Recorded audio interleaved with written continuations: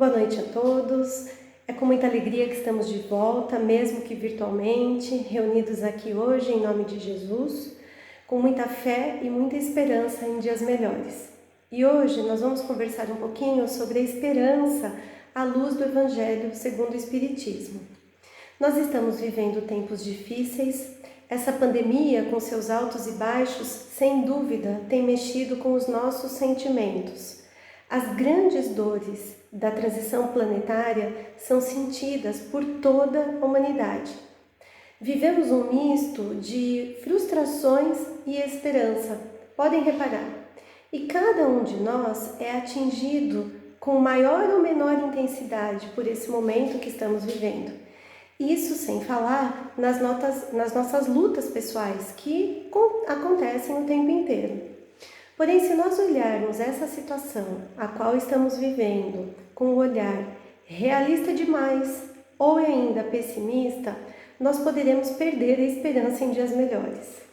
Por outro lado, se a gente entender que esse momento difícil é um recorte do todo, ou seja, é uma parte do todo, uma fase difícil, mas que com certeza ela vai passar, nós conseguiremos reacender dentro de nós uma luz que vai nos guiar nos caminhos difíceis. A essa luz nós vamos chamar de esperança. E é esse exercício de fé e de esperança que eu convido vocês, queridos irmãos, a fazer comigo hoje. No Evangelho segundo o Espiritismo, capítulo 19, que diz que a fé que transporta montanhas, temos o item 11, que nos traz: a fé é a mãe da esperança e da caridade. Nesse trecho, José, que é um espírito protetor, inicia suas instruções dizendo que todas as virtudes nascem da fé e que a fé deve ser ativa, não contemplativa e não adormecida. A gente já vai falar um pouquinho melhor sobre esse ponto. E então José, esse espírito protetor, indaga, abre aspas, não é a fé que nos sustenta a esperança de vermos cumpridas as promessas do Senhor? Porque se não tivermos fé, o que esperaremos? Fecha aspas. Nós sabemos que Jesus, em sua passagem pela terra, nos fez várias promessas. Porém, se nós não tivermos fé, ou seja, se nós não acreditarmos nas promessas de Jesus, o que nós esperaremos? Como nós teremos esperança? Pensem comigo, a fé é a mãe da esperança e da caridade, certo? É o que nos traz o Evangelho de Jesus. Para termos, então, esperança em dias melhores, seja nesse momento atual, onde todos nós coletivamente somos atingidos pela pandemia, por exemplo, seja nos nossos momentos individuais, para que a gente então tenha esperança em dias melhores, acreditando que tudo vai passar, nós precisamos ter fé.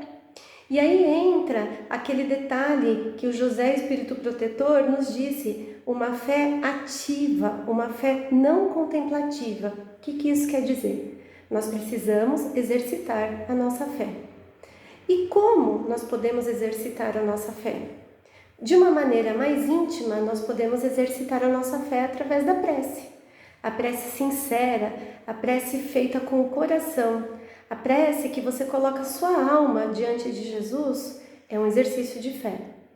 Além disso, nós podemos também engajar a nossa fé em obras caritativas, evangelizadoras, ou pelo menos tendo uma palavra de consolo para algum irmão, alguém que está perto de nós e que está se sentindo mais combalido, que está menos esperançoso, que está se sentindo enfraquecido.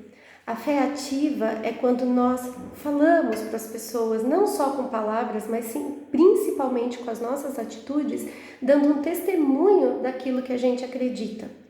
Isso são exemplos de fé ativa. Um outro exemplo de fé ativa, agora num âmbito mais voltado para a nossa vida material, na nossa vida do dia a dia mesmo, coisas corriqueiras. Quer ver um exemplo?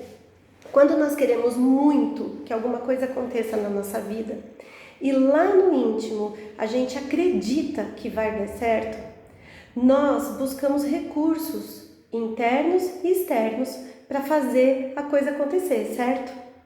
Esse é um exercício de fé.